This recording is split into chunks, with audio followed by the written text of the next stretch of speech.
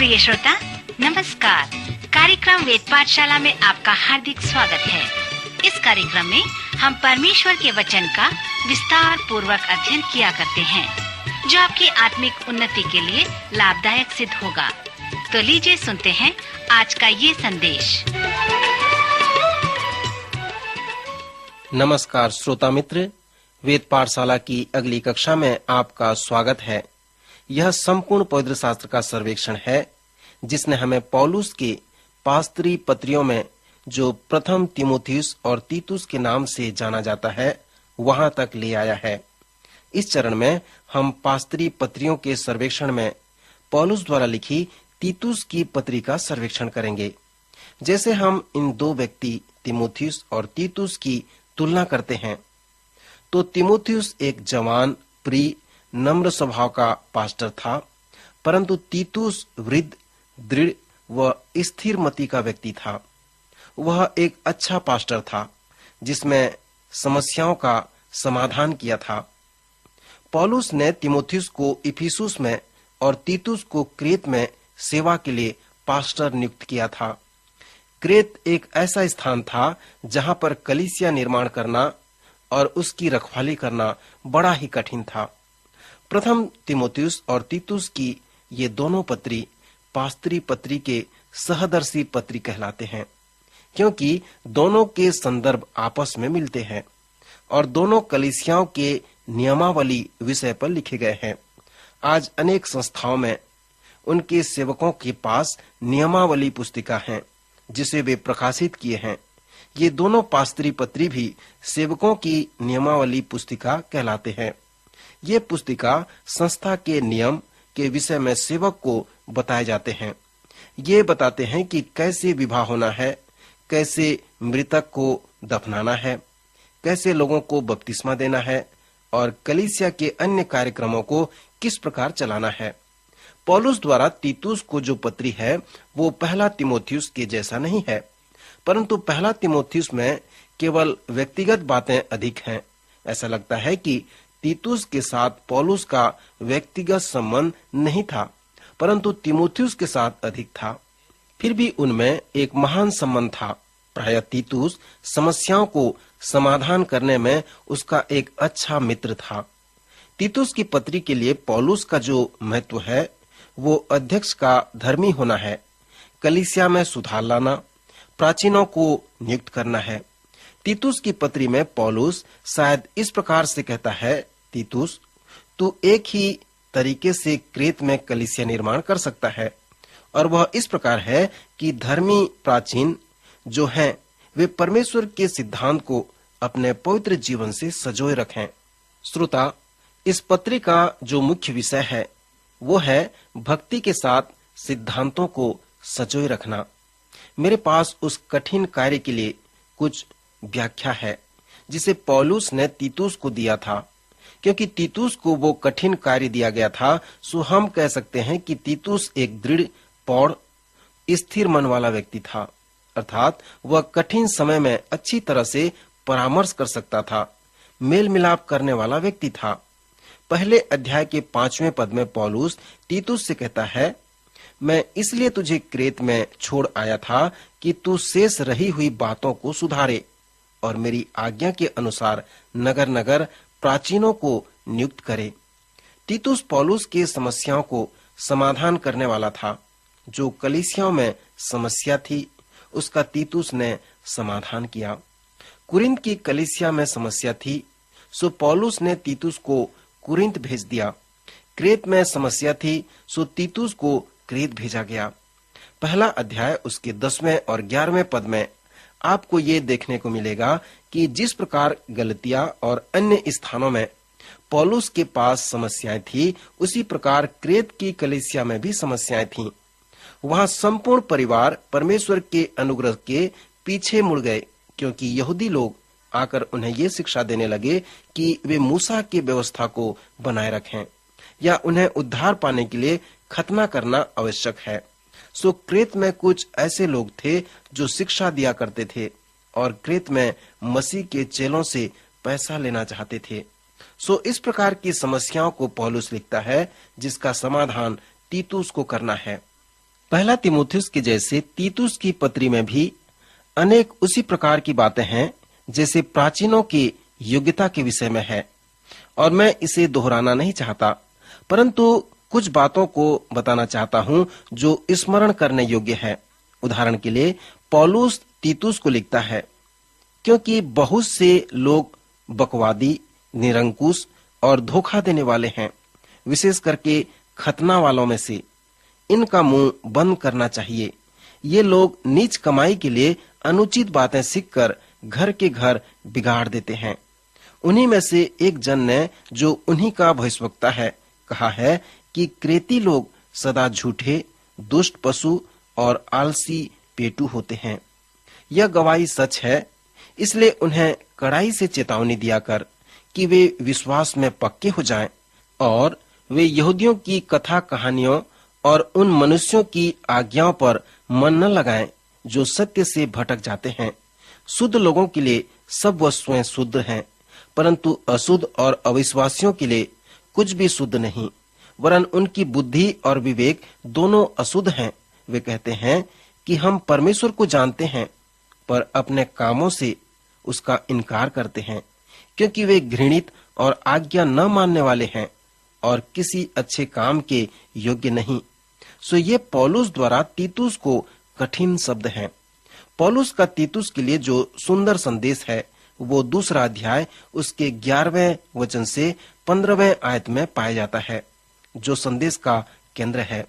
पौलुस लिखता है, क्योंकि परमेश्वर का वह अनुग्रह प्रकट है जो सब मनुष्यों के उद्धार का कारण है, और हमें चिताता है कि हम अभक्ति और सांसारिक अभिलाषा से मन फेरकर इस युग में संयम, धर्म और भक्ति से जीवन बिताएं और उस धन्य आशा की अर्थात अपने महान परमेश्वर और उद्धारकर्ता यीशु मसीह की महिमा के प्रकट होने की बाट जोते रहें, जिसने अपने आप को हमारे लिए दे दिया कि हमें हर प्रकार के अधर्म से छुड़ा ले और शुद्ध करके अपने लिए एक ऐसी जाति बना ले जो भले भले कामों में सरगर्म हो।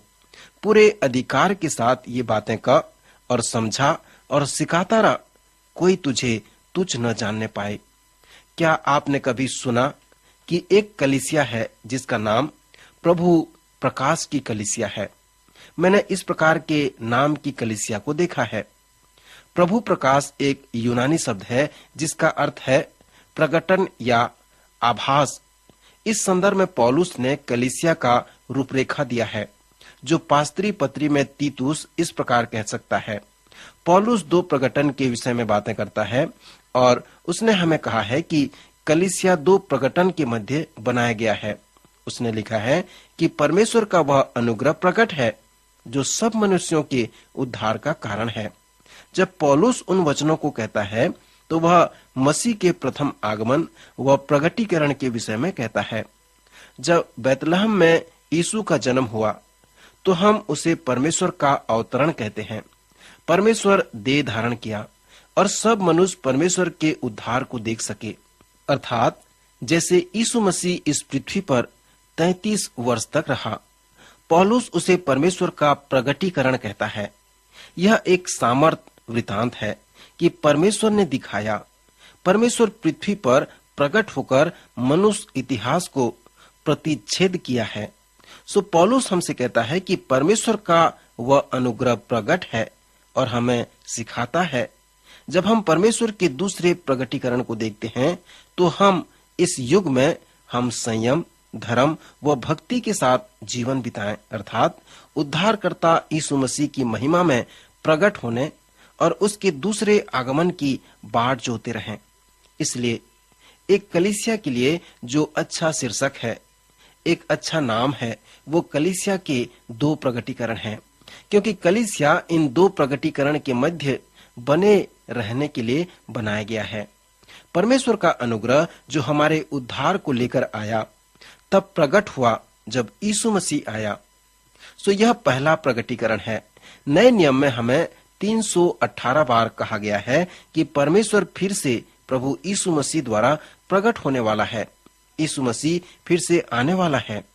सो कलीसिया जो 2 प्रगटीकरण के मध्य बनाया गया है कि जब परमेश्वर का वह अनुग्रह प्रकट हुआ तो उद्धार आया और परमेश्वर का प्रगटीकरण तब घटित होगा जब यीशु मसीह दोबारा वापस आएगा। परमेश्वर जानता है कि इस दो प्रगटीकरण के मध्य कैसा वह चाहता है कि उसकी कलीसिया विद्यमान हो। इस युग में ये सुंदर लेखांश हमें कहते हैं कि हम संयम, धर्म व भक्ति के साथ जीवन बिताएं। पौलुस हमसे कहता है कि जब परमेश्वर मसीह में प्रथम बार प्रकट हुआ तो वह हमारे लिए उद्धार को लेकर आया। उसने हमें पाप के गुलामी से छुड़ाया, वह शुद्ध किया, सो हम उसके निज अपने लोग हैं। उसकी कलीसिया उसके निज व विशेष लोग होंगे। दूसरे शब्दों में कहें तो हम इस प्रकार के विशेष लोग होंगे जैसे वह है। आप कह सकते हैं कि मैंने क्यों पौलुस द्वारा तीतुस की पत्री को इस प्रकार शीर्षक दिया कि कलीसिया के दो प्रगटीकरण। अब मैं एक और सुंदर शीर्षक इस पत्री के लिए देकर समाप्त करूंगा। यह शीर्षक कैसा है, अर्थात कलीसिया के लिए तीन प्रगटीकरण। मसीह के प्रथम प्रगटीकरण के मध्य उद्धार आया और जब मसीह दोबारा आएगा तब वो प्रकट होगा।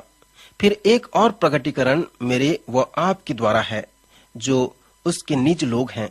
सर्वशक्तिमान परमेश्वर के प्रबंध के अनुसार परमेश्वर ने तीन प्रगटीकरण बनाया है।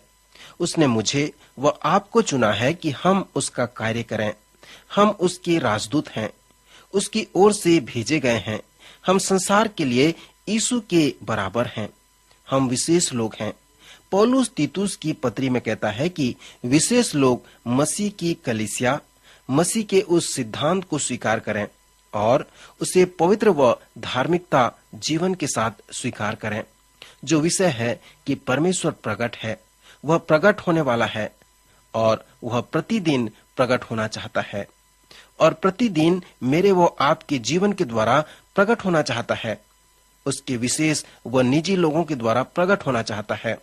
परमेश्वर के द्वारा उसके कलीसिया के प्रकटीकरण को इस युग में इस तरह वर्णन किया जा सकता है कि हम प्रतिदिन जो करते हैं वह कहते हैं, उसके द्वारा हम सुसमाचार लिख रहे हैं। हम जो लिखते हैं लोग उसे पढ़ते हैं, चाहे वो सत्य हो या असत्य हो। लोग कहते हैं, बताएं आपके अनुसार सुसमाचार क्या है।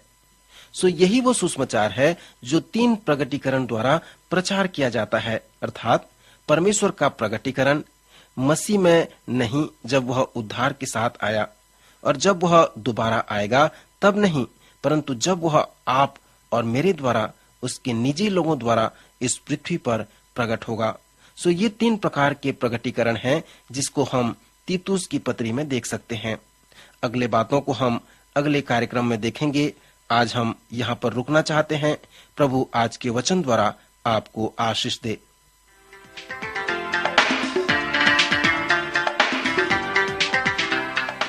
अभी आप सुन रहे थे कार्यक्रम वेद पाठशाला। श्रोता, हमें विश्वास है कि इस कार्यक्रम के द्वारा आपको आशीष मिली है। यदि इस कार्यक्रम के विषय में अधिक जानकारी प्राप्त करना चाहते हैं या बाइबल अध्ययन से संबंधित कोई प्रश्न हमसे पूछना चाहते हैं, तो आप हमें इस पते पर लिखें। हमारा पता है कार्यक्रम वेद पाठशाला, post box number 713, EN post, Faridabad 7। पता एक बार फिर सुन लीजिए। कार्यक्रम वेद पाठशाला, post box number 713, EN post, Faridabad 7। आज के कार्यक्रम का समय यहीं पर समाप्त होता है। अगले कार्यक्रम में आपसे फिर भेंट होगी। तब तक के लिए नमस्कार।